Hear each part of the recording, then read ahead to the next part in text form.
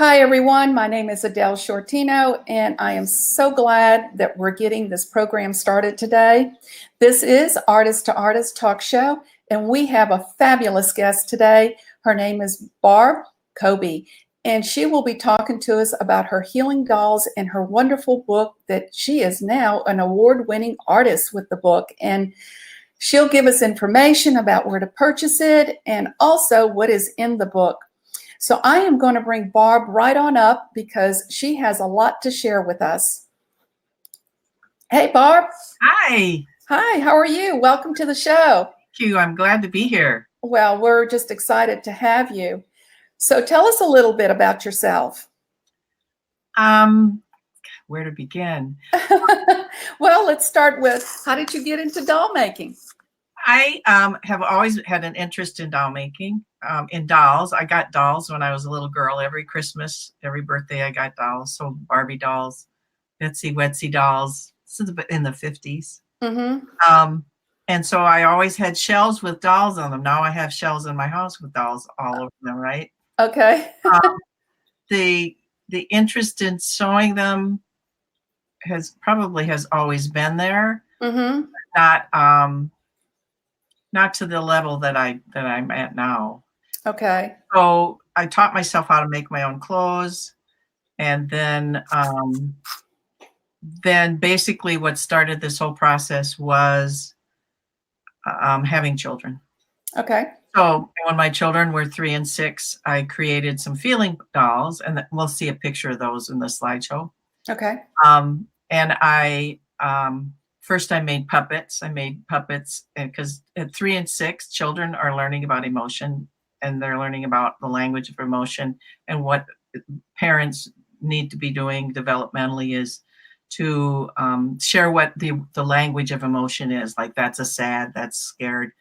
And so I was working with the Mental Health Association at the time in Minnesota, helping them with writing a program for 3 to 6-year-olds. And my children were 3 and 6 at the time. And so I knew this, and just one day I came up with an idea for a character called Angarilla. Oh, okay. So Angarilla got a drawing, and I put Angarilla up on the fridge. And so anytime anybody got angry, we went and had to go talk to Angarilla. So that's interesting. It is. And then I created 3 others. There's Crinoceros, Triceratops, and Happypotamus. And I called them the endangered feelings animals because I just noticed as I would walk around and listen to how parents were talking to children, how they were telling children not to have their feelings. And I thought, well, pretty soon nobody will be able to have them. And then who will we be? Right. And that's really how it all started, was from puppets into some other little feeling dolls. You'll see a picture of those. And then seeing an art doll for the first time from an artist in town in Minneapolis. And then I looked at these and I felt like I was in church. It felt like I could spend a lot of time looking at these. And I walked out of there going, I want to make these. And that was really that, between the thread of emotion, which runs through all of my work, to my absolute passion about art dolls and using them for healing. That's where it all started. Yeah, so you transitioned from doll making into the healing realm, right? Is that what you did? Well, I went back to school. Okay. I went back to school and graduated when I was 50 in psychology. Okay. And I have these 2 parts of me. I have this left and right brain that like to play together. And so anytime I get an idea for something, I want to find a deeper knowing and knowledge about it. So I'll go do research, academic research on any kind of theory that I think, like if I'm working with emotion, I want to do some reading and some talking with people about how does that show up on the face? How does that feel in the body? So I always do my research, and then I use whatever I've applied to my own body and put it into the doll. Okay. I've heard that before, but that sure makes sense. Yeah. Well, they say that dolls carry all those emotions in them, especially when you're creating them. So yeah, I get what you're saying. So how about if we pop on over and start our slide presentation? We have a Deborah Williams that has joined us from New Jersey. Hi, Deborah. And she says, great to see you again, Barb. Oh, I know who that is. I know who you. She's in my classes in Connecticut. Hi. Yeah. Yeah, they are. When they pop in, we can put the comments on. So I'll go ahead and do a screen share so we can get your presentation going. Okay. Okay, so here we go.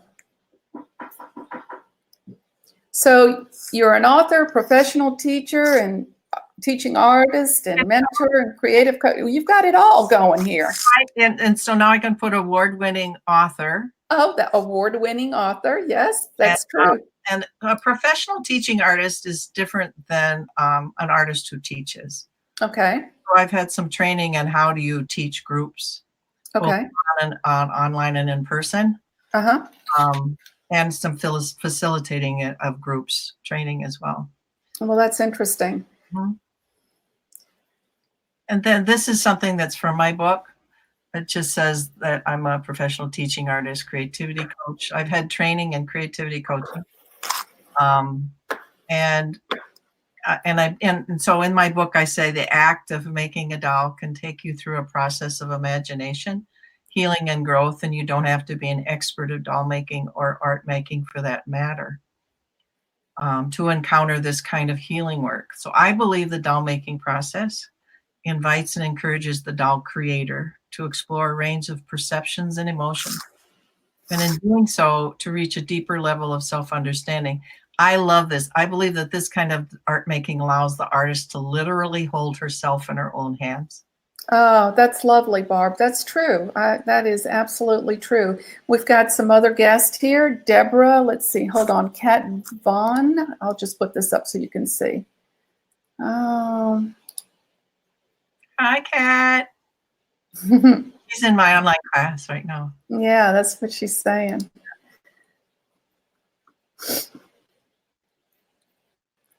This is fun. So the book came out in August of last year. Mm-hmm. I've printed 1,500 copies. I have 500 left. And you have 500 left? I have 500 left, yes. Congratulations. That's great. And this is you with all these little guys around you. Remember when I was saying these are the Angarilla and the endangered feeling animals. So this is a picture of me. And those are little feeling dolls that have matured and evolved into the next slide. So that's what they look like now. Oh, those are cute. I've made probably over 400 sets of those, and that's how I paid for my college. Wow. Wow. Well, you were busy, weren't you? Yeah, I was very busy, but we talked at the beginning about how kind of it seems like Spirit's always helping along the way. And so anytime I needed money for a class, I'd get an order for these. There you go. It was just perfect. Well, they're very dear to me. I now call these the Kobe feeling dolls. That's cute. Yeah. Okay, I got a Cindy Reed here. Yeah. Yeah, they're popping in now, so we're just gonna keep going with the slide presentation. And so what Adele asked me to do is to maybe put together a slideshow. And so I took this to heart and pulled dolls and kind of tried to figure out what came first, second, and third in order to understand a chronological order.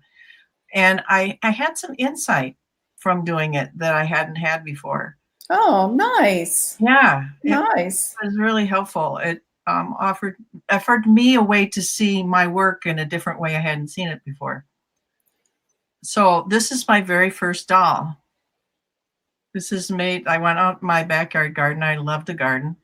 And I pulled a strawberry root out of the earth and I turned it upside down. So the root was coming out of the head. And I just made a little face out of polymer clay and wrapped it with some fiber and put a little bell on it. And I went, ta-da. So that's where it started. And so for several years, I would make roots coming out of their head. That's great. I didn't really have, it was kind of funny. I'd dig up all the roots in my garden and then I'd clean them off with a hose and then hang them up on my clothesline. And I'm sure the neighbors kind of wondered about me, but so then I started noticing that, and what I did was my dolls were all made with sticks. And the sticks, I made them with sticks because I could, when you look at a tree, sometimes you start seeing things in the tree, and I started seeing figures and go, oh, there's a doll there. So I thought, how can I use sticks in order to make these dolls and get that kind of organic look? And that's what showed up, and that's why I continue to like sticks, especially when I teach, because you can't make perfect dolls with sticks. The sticks kind of lead the way for the structure of the doll. And if you pay attention and allow that to happen, these images they come through for me. Yeah. Well, I can tell in these pictures when I was setting up the slide presentation, I said, these pieces have a lot of movement. Yep. And, they're one's reaching to the side, one's reaching up, and one's kind of like ready to take off, but they just express a lot of movement. Yeah. We have Diana on and Remy. Hi, Remy. Glad you made it. Hello. So then, so at one point I decided that there had to be something had to do with the emotion, that I had my feeling characters, but what if I made a feeling doll that was specifically for me? Mm-hmm. So I had heard growing up Catholic that, that my parents would use the word shame on you. Yes. And so I looked at that and I thought, what would a doll look like if it represented shame? And so this is what I came up with, and it has a broken heart and it's leaking, and she's weighted down with plastic pellets, so she feels very heavy. Yes. Her head is leaned forward. And somebody asked me, why would you make a doll about that? And I went, so I don't have to keep it in my body. Well, that's a good answer. I'd rather have the shame on the wall than within me anymore. Right. And that kind of started it, where I started looking at, wait a minute, and Eleanor would be proud of me saying that dolls are tools.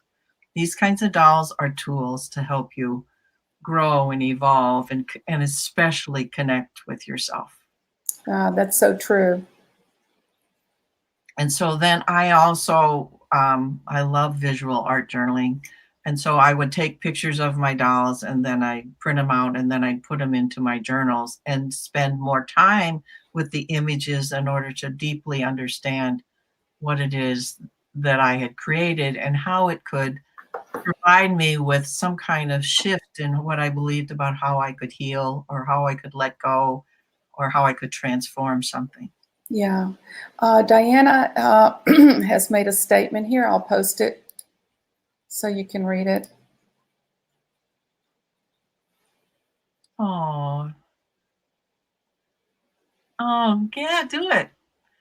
I'm going to read this. Love how you think. Love the idea that the right brain and left brain like to play together. Yep. That's nice. Me too.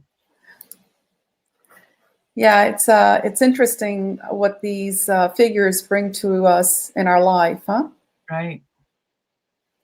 So the other thing that showed up at this time, and it came from being in school and taking a women's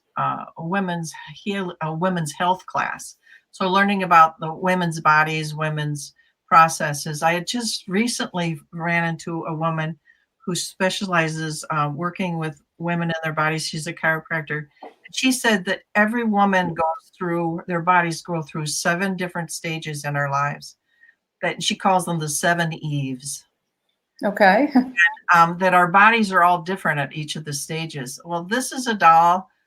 I had a friend up the street, her daughter had her first period. I made her a first period doll.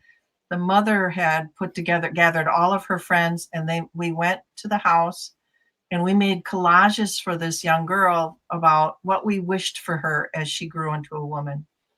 And then I presented this doll to her, and she still has it. That's amazing. Yeah. We have another guest that just came in, and I'll post what she's saying here. Thanks, Nancy. Yeah, these pieces have a lot of meaning. Yeah. So then if you think about, so this was another aha. So I looked at that, right? And I started looking at what were some of these dolls. These were dolls that were made partially from wood, although they look like they're totally from wood. Remember that wish to make using the sticks. This is using parts of the wood, the tree itself, and through a certain process, creating a figure that includes that tree part. Like the tree part in the center of her is actually a piece of wood. Yeah, is that bark? She looks like she's got. Yep, there's bark that she's holding on. Yeah. Yep. And then the rest of her is paper clay and some other stuff. So Very nice. yeah. And so if you look at, here's another one with this. Sorry, you want me to stay here? Oh, that's fine. And both of them have this figure in the center, and I'm going, what's going on with this? And you know, at the time, both of these dolls had something to do with intuition. But now the more I'm learning about intuition now, it just really is another thread that runs through my work, is about trusting the process and trusting your intuition. These dolls, for me, I don't make the decision that I'm going to make a certain doll when I start. I agree to, I guess I make some kind of agreement with the materials and say, just show me the way. Or delight me at the end. And in a lot of ways, it's kind of like, oh gosh, look at that. It's all done. And now what? You know, it's like I hadn't really think deeply about the doll as I'm making her. The meaning and the depth of meaning comes after the making, in some ways from doing the visual journaling work, so that I deepen her meaning and connection. Right. Well, she's very interesting. Yeah. And so this is this doll, and so there's an inner and an outer. That's what this is like the next stage I started really getting more aware of. So this is a doll called Coming Home to Myself. She lives in this box. So go to the next slide. Okay. And so she's wrapped in a cocoon, which is her outer shell. It has words and designs on it. And then with the next slide, she has affirmations, and she's wrapped in her costuming, or the way her body is more abstract, in that it represents symbolically her energy on the inside. And so a lot of my dolls have this kind of inner and outer kind of energy, inner and out, what's going on the inside and how is that showing up in the outside. So this doll was an affirmation of that. That's very interesting. And Diana just made a comment. Say, this is what I want to be, or who I want to be. Yes, it can affirm who I am now, or who I hope or want to move toward being in the future. Yeah. You know, and before I move on to this one, it's like that. There's also, I haven't done a whole bunch of the ancestor dolls, but even that passed, you know, with DNA becoming very, you know, popular and people finding out their where they've come from. Right. My father did our family history way back into the early 1800s, and so I have all these ancestor wisdom women that I think can speak through my dolls as well. So then up comes this interest in what is going on with the planet. And I came across something. I said, what would it be called if an artist created art around the environment? And I discovered in my research that there's something called subtle activism. And in fact, there was a website called subtleactivism.com. And this is Gaia contemplating her earth self. Yeah. It's my energy, putting it into an art form of, I'm not happy with how the planet's going right now. And this is how I'm feeling, that I'm sensing that the planet's not happy about it. That and so she's just really connecting up with her earth self as well. Yeah, that's very interesting. I saw her when I was setting up the slides. I said, she looks like Mother Earth hanging on to it, you know, for the earth not to escape.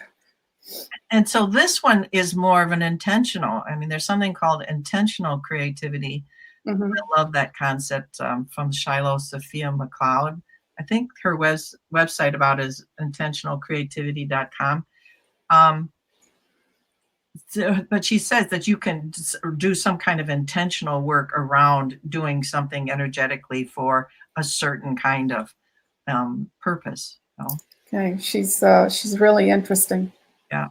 I love this one. I love this one. This one I made in a class that I took from a friend of mine, and it's another piece. This one's called Four Crow Intervention. It's great piece. The crows are talking to the tree, and the tree is talking to the crows. But this one came together in a weekend, and I put her in the state fair, and I got a call from the state fair, and they said, we have a very serious buyer. And I went, oh, she's not for sale. And they said, very serious buyer.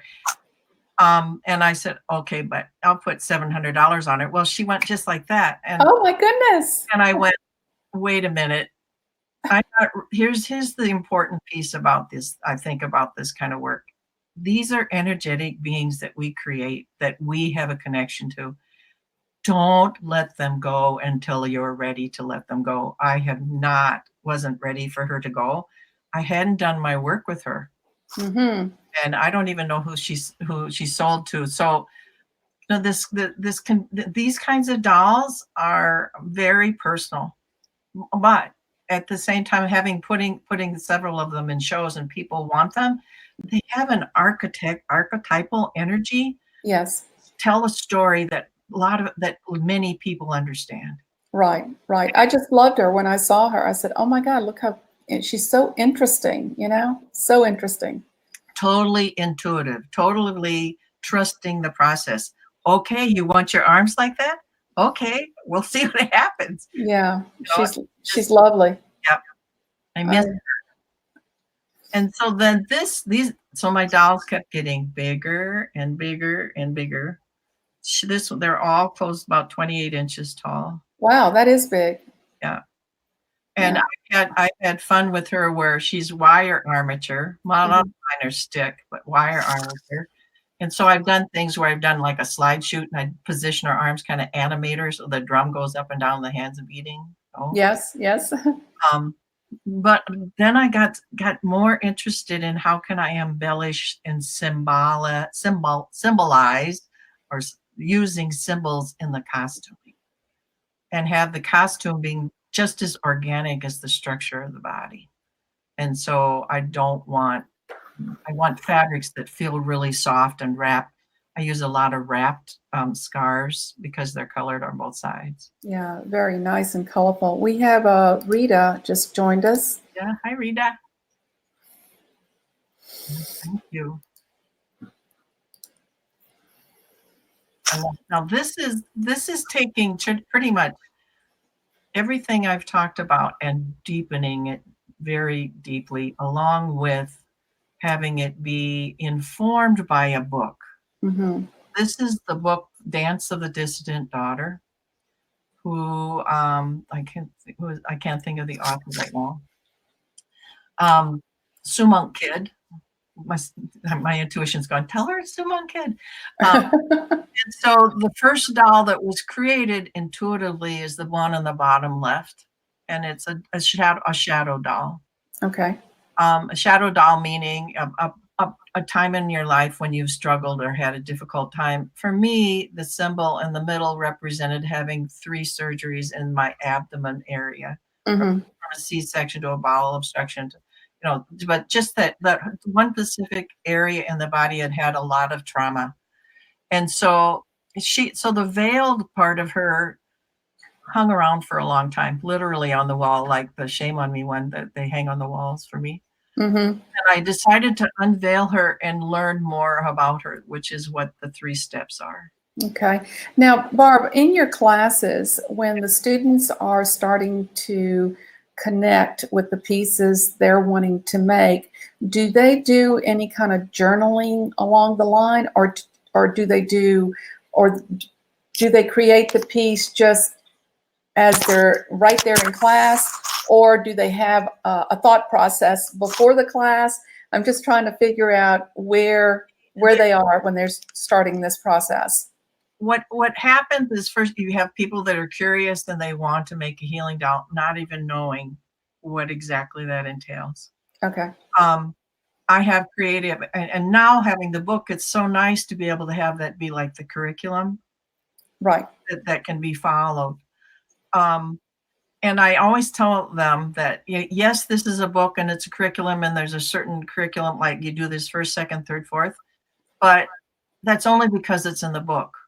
That there's so much to learn about healing dolls, that if you trust your intuition and an image comes up, but it might be number 3 doll in the process, Okay. the number 3 doll with Okay. loving kindness in most cases. Well, it's an interesting process, and I'm sure the classes must be phenomenal, especially when they finish something and they Yeah. have that, you know what they call that, aha moment. Oh yeah. Yeah. Diana says she never thought that, I'll post this so you can see it and answer this. Never thought of learning about myself through dolls. Of course, I'm stuck in fantasy, but love that piece. Yeah. I think it's a fabulous, of course, I'm going to say this, right? Fabulous way to learn about who you are, what you want, what you dream for, what you want to heal. It's just a wonderful modality and so rich, so many layers. And here's somebody else commenting. Thank you, Kristen. Yeah, thank you so much. We appreciate you being here. And then we have Rita. Again, she's making some comments for us. Yeah. Yeah, they can become talismans and memory keepers, and one of the other ways to think about doll making is a container. Yeah, absolutely. Yeah, there's even myself. I have certain pieces that I'm so connected to them that I don't want to let them go. And even when people like yourself, with the crows, you didn't want to let that piece go, and it's because you're not ready. You're not ready to let it go. Yeah, I get that. So this is speaking of letting go. Mm-hmm. That's the name of this doll. What perfect timing. I know. And many people love this doll. Yes. I've let people borrow her and have her in their house for a month or two, and then that's interesting. Rent a healing doll. Rent a healing doll. Okay. She is large as well. She's almost 3 feet tall. I didn't bring her down, but I brought her. Well, we're going to show some of your dolls. I have a question for you here, Barb. Let me post it for you.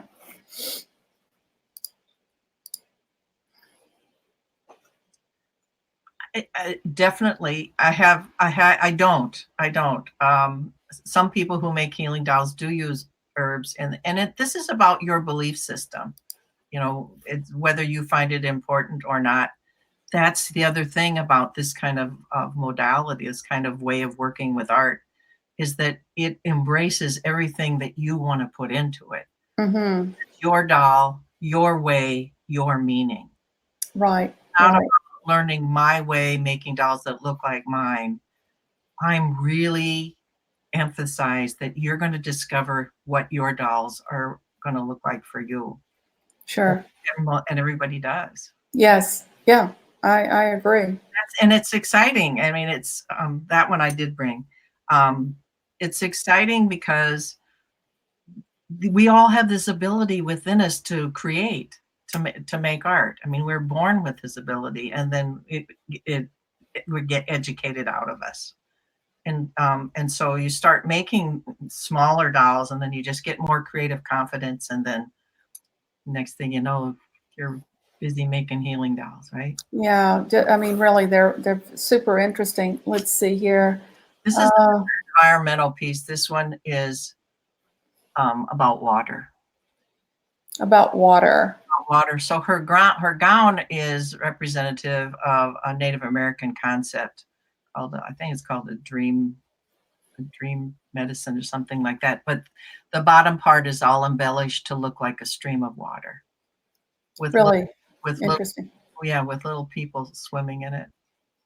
Very interesting. Here we have, I'll put this up. Oh yeah, hi Kathy. Thank you. Then we have also here. Yeah, the needle felting it is another fabulous way to make these kinds of dolls. One of my students who've been along for a long time, Erica Cleveland, is in the Washington, D.C. area, and she does a lot of needle felting. Yeah, I can see that. I can see a lot of felting on these pieces. Yep. Yeah, very interesting. Let's see. I love this piece. This is my favorite piece. I love this piece. This is the inner healer. Ah, I have her with me. So yeah, we'll get to see him after the slide show. Barb was going to show the actual pieces, which will be a lot of fun. What's her name? She's the inner healer. Okay. Basically, the whole process is about you discovering your ability to heal yourself, your inner healer within. It's kind of like the part of you that, gets a cut, and you can literally watch your body heal it and end up with a teeny scar. Is that we have this ability within us. And I could tell you in the beginning of an online class that you're going to make inner healers, but you wouldn't get it until you made a lot of the other ones ahead of time. Okay.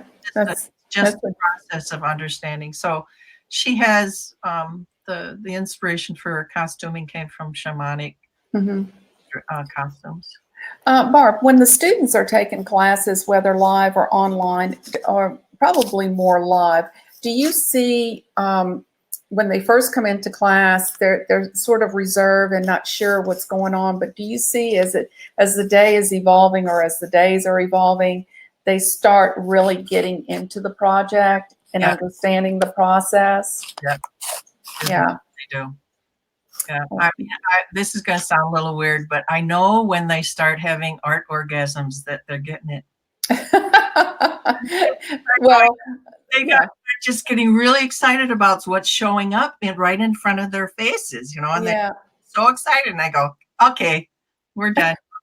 They're getting it. It's really exciting. And then in in-person classes, we do a ritual at the end of the class where people witness each other's process. Oh, nice. Powerful. Yeah, I'm sure. I'm sure. My friend Remy just said, "Sign me up."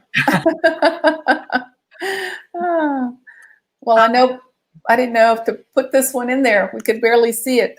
Can you read it? I wanted you to really know, and I wanted to put this in here because this is from Eleanor Peace Bailey. Oh, okay. Okay. And what she's saying is that trust your process. Right. Basically, she's trusting your process. Let's see that there is a unique you, and it's what people really want. If they wanted perfect and tidy and normal, they could shop at Walmart. We're not cookie cutter people. And if we try to be like the rest of the world, people look at us and wonder, what's wrong with that picture?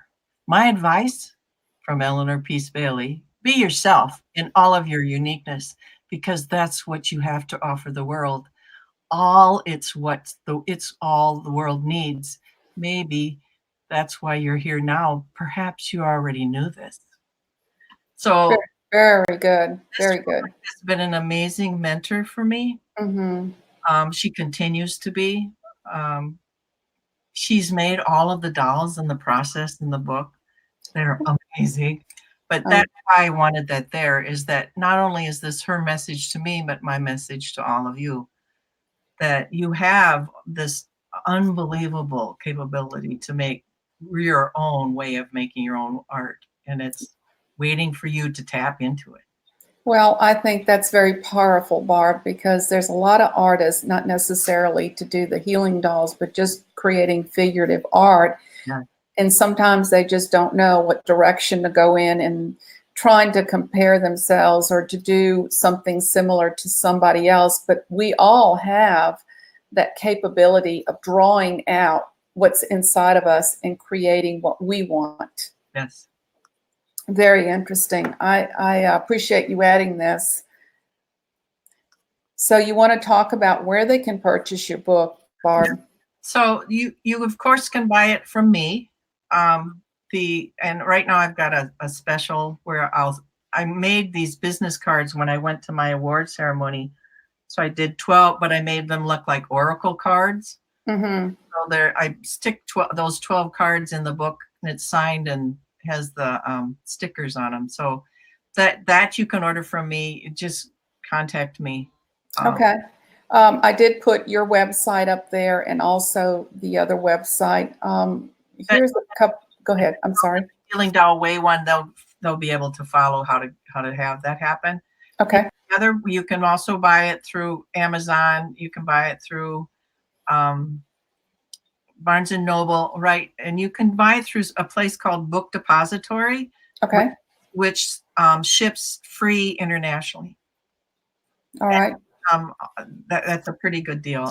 And for places like that, I've shipped to internationally, it costs $30 in most cases. Oh yeah, it's it's a killer, the shipping. Remy made a comment here. Yes, it's true. And Diane. Thank you for not worrying about what people think. Just enjoy your life. Absolutely. And your art. Yes, your creativity and the things that are, the possibilities with everything. I'm going to go, that concludes our slide presentation, but Barb has a special treat for everyone. She's going to show some of her pieces, which I know you're just dying to see. Okay, so this one you didn't see a picture of her. So I'm going to give you the full screen, Barb, so Okay. you can show them.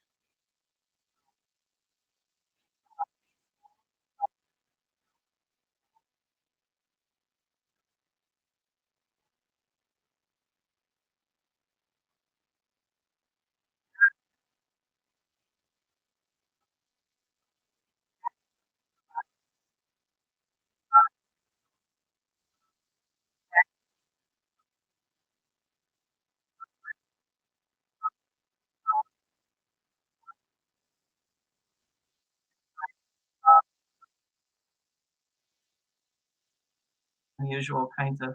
She had to have something funky on her hand. Just for you that are this particular face is made out of. Barb, excuse me, we lost sound for just a minute. Can you just briefly go over her one more time? Oh.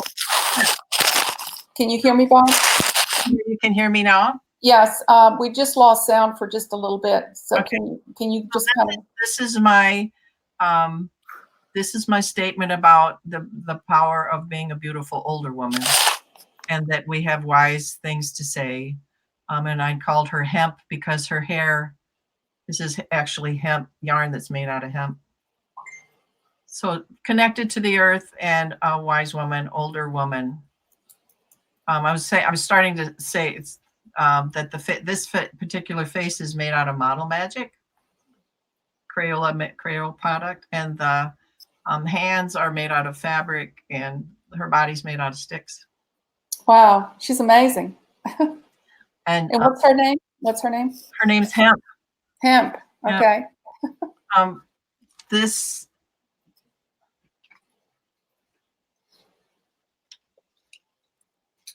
is the one that's about water. So you see how, for me, the emotion has to show on the face. So Right. It's like a painting of tears, but the tears are coming down artistically, right? Right. I had to get crystal beads because I wanted it to look like there was rain going over her face. Yeah. How big she is. Yeah. And in her outfit, she has look, what is that in her outfit? Move her that way. There. These are beads. These are beads. Okay. She's interesting. Let's see, but in her costuming, this is the water, the river, and there's people, little people that are flowing through it. Nice. And how are we doing on time? We're good. You're doing great.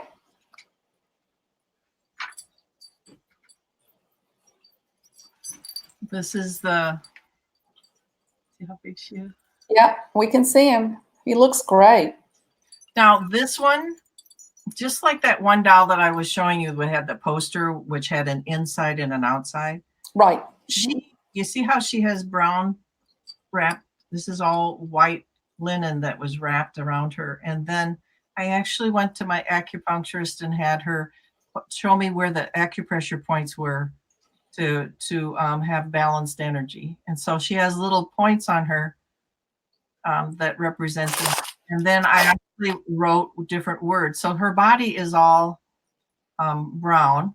And then I decided I wanted back to the core again, me and the core and the intuition. She actually has an opening in the center of her. I don't know if you can. You know how you can tell a good doll maker? They always look under the clothes. She's wearing underwear. No, I can't see it. She has an opening, and then it's surrounded with red roses. Oh, that's nice. So this is about, it's a connection to herself and a connection to her heart that's in the inside of her. Mm-hmm. They become very powerful totems, and I would never sell her. And several people have wanted to buy her, but I can't buy her because she's my energy. Yeah, you can't sell her. Yeah, a personal healing doll. Sure. Um, Do you ever, once you finish a piece, do you ever go back and add more to them? Sometimes they evolve. Okay. Yep, I might do that, but not usually. Sometimes energetically, they have done the work they need to do to symbolize for me. I know every time I walk by, it'll go, "Hello, remember this." But at some point, they say we have more work to do, and I will literally undress them and do something else with them. From even just exploring creatively, I want to play with a new color or adding some different texture or something like that. But always the end results ends up having a message for me. If you take away one thing from today, is that trusting this process of just, you make dolls and then you don't really know why you're making something or why you're putting this color on there. Right. And at the end, you end up looking at her and you go, I always say her. And then you go, oh, I get it. Oh, I get it. Or sometimes I'll have her just hanging on a wall or sitting around. And then a month later, the message comes about what the meaning is for her, for me. Right. And I think that's funny, and sometimes it makes me mad because I want that information right now. I don't want to have to process it for a whole month, right? Well, Barb, now that you've written your book and you've reached this point, what's next? What are you going to do next? I think I'm pretty sure I'm going to do a wisdom deck.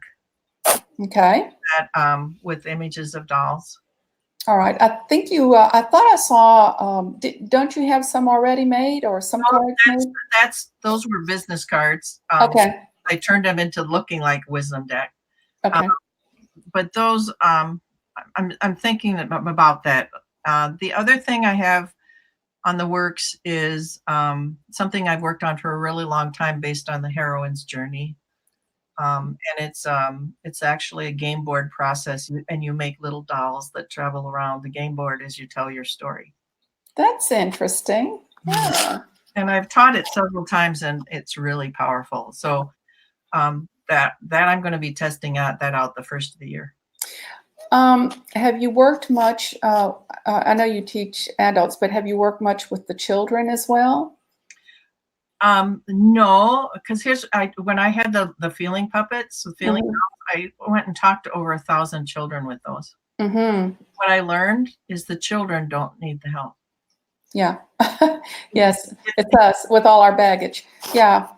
I remember one little third grade girl standing up in the middle of the room, and we had just talked about having feelings, and she stood and went, "You mean we're supposed to cry?" Really understand.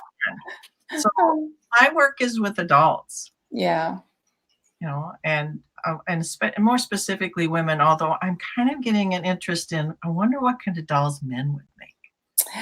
Well, maybe after they see this interview, they may try it. I know that I probably couldn't call them dolls. They probably would be called emotional action figures or something. Yeah, maybe that'd be more attractive to them. Well, it's so nice for you to have shared all this information, Barb, and the book just looks fabulous. I don't have a copy yet, but I am going to order one. Right, And yeah, yeah. I mean, I have never made a healing doll, but there's always a first time, right? right, that's right. Yeah, well, that's something really special that you're offering people that need to express themselves and through dolls, which is wonderful.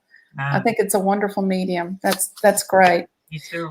Well, I'm thank really grateful that you asked me to do this interview. Like uh, you got to find out more about me. well, as I told you when I first contacted you, I decided to start the show back up. I had started it about a year ago and then had to stop and then start it back up. And I said, who would you like to have on the show? And your name came up several times. And I think it was right at the point where you were receiving the award or getting ready to receive the award for the book. And I said, perfect. This is perfect time. I need to ask her. So speaking about your book, tell us a little bit about the experience of you receiving your award for your book. That's phenomenal.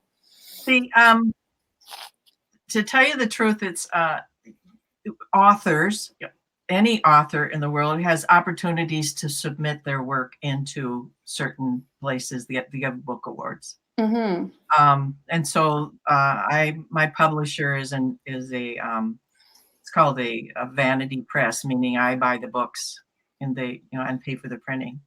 But they're very supportive through the whole process. And so they let me know these awards coming up. And so I submitted the award to the Next Generation Indie Book Awards, thinking, well, what the heck, why not? Basically you put an award, you put it in a submission, and you have to send them books. And so I remember 10:30 at night, going to my computer and saying, I'll just look one time before I go to bed, right?